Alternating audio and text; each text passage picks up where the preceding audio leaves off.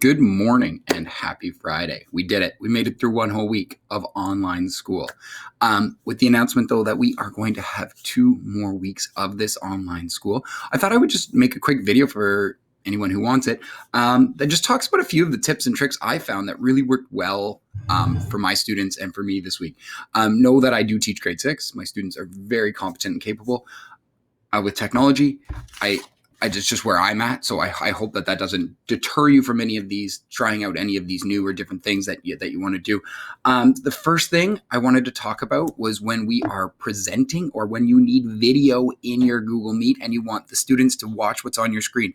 I know when we send them off to watch their own video, when we've done that link with that video.link, I could lose them. They didn't always come back, or it got a little bit dicey. So what I realized, and I'm sure most of you know, or maybe not, I had no idea. If you just, when you're presenting, when you click present now, if you just present your tab, then it'll share the audio. If you click a window, it does not share the audio from the video. So that was very helpful. The other thing I had to find out, though, too, is if you are sharing a tab and playing a video, make sure you mute your microphone, because if you don't, then the students hear an echo. And luckily enough, I had a brave enough student to say, Mr. Summit, it's just not working. So that's what you need to do. It works amazing.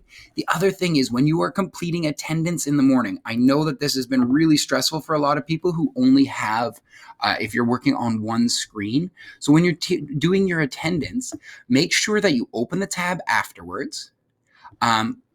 Open up your attendance. Imagine this was my attendance pod.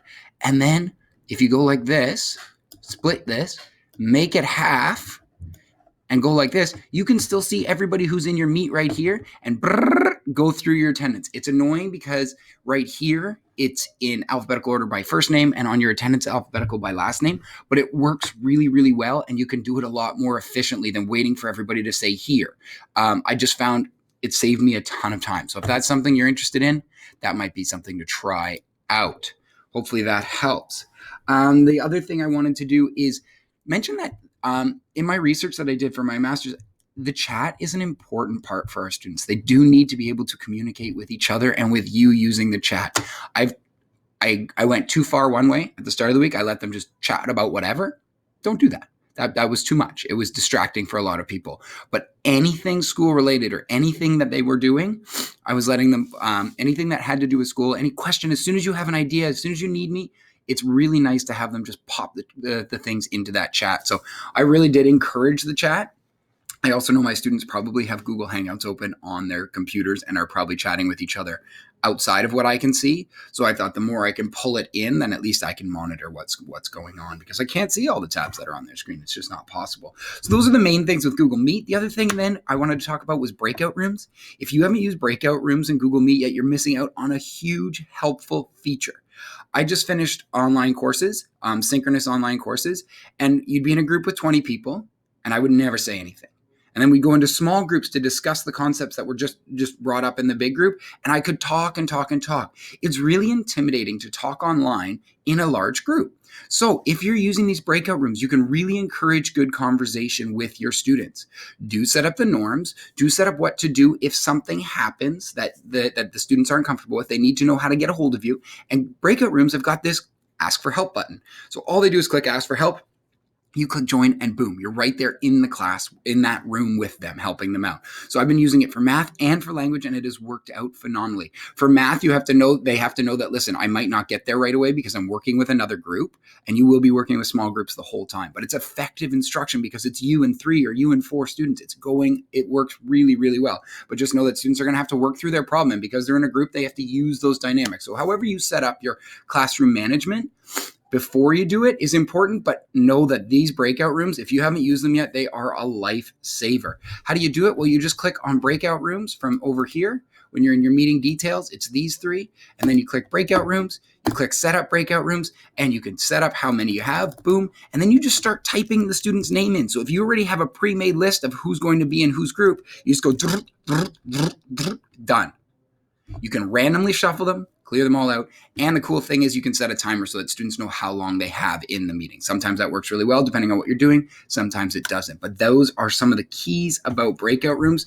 I also, after I have all my students in one, I have an extra breakout room if I find out from my students, either they send me an email or I find out anyway that something kind of dicey has happened or I need to speak one-on-one with a student, I have an extra room where I can go and I pull them in and then we can both talk about whatever happened and we go face to face. I do encourage, I don't demand, obviously I cannot do that, but I encourage when they're in their breakout room to have their screens on. It builds a more personal experience. There's lots of research that goes along with that. So those are the main things I learned about Google Meet and Google Forms. The other thing I wanted to mention that is working really, really well this week is slides. Google Slides are awesome. So what I have done is I create a checklist for my students at the end of every day, and I shared it out with parents in this slideshow, just saying what we did, what we hope to get through, and we go through every single day. My students know exactly what the expectations are. I did this because for me, when I was in my classes, it was so important to be able to see what have I done? Like, have I missed anything? And so I try to keep it simple and I pick the main things we've done. The other cool thing is I share a schedule with them.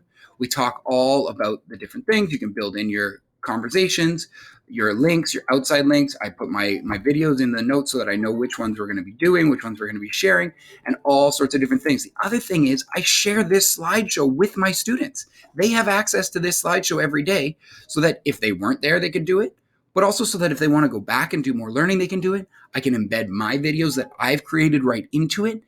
And the other cool thing is you can embed timer videos. So if you just, let's say we want to do writing for 10 minutes, you insert video, and when you're searching,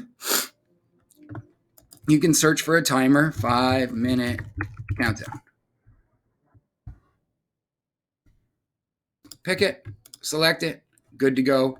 Now you've got a timer that counts down.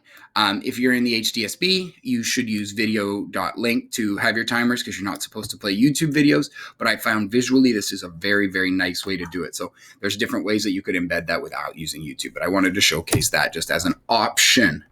The other cool thing is animation. So when you're in present mode, you can use animations to make things disappear. So if I didn't want them to see what was going to happen in language, or I was going to build through a lesson like first, second, third, fourth, I would do this. I would go, okay, first we're going to do that block, then we're going to do this block, and then we're going to do this block. Now, if I right click on that, I can animate that block to disappear.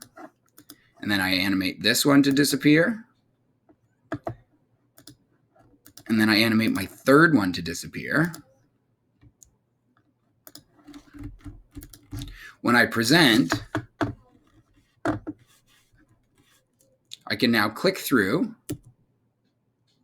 and it pops out, pops out, pops out. So that works really well for introducing concepts, building through, showcasing your students how to do that so that they can do it when they design some of their own work, but it also works really, really well for number talks. So I hope that makes sense to you. And then I'm just on to my last thing. I just wanted to say, don't worry. Don't worry. It's all good. Slow down. The kids are overwhelmed. You're overwhelmed, but it's okay. We're working through this together. So keep smiling. Try your best. You've got this. And remember, oh, actually, there's a bonus tip. If you pre-record using Screencastify any of your math lessons, then you can share them with parents and they know what the heck is going on too. Very helpful. So that said, happy Friday. You did it. You made 1 week. I'm sure we're going to crush these next 2 weeks as well. All right, bye-bye.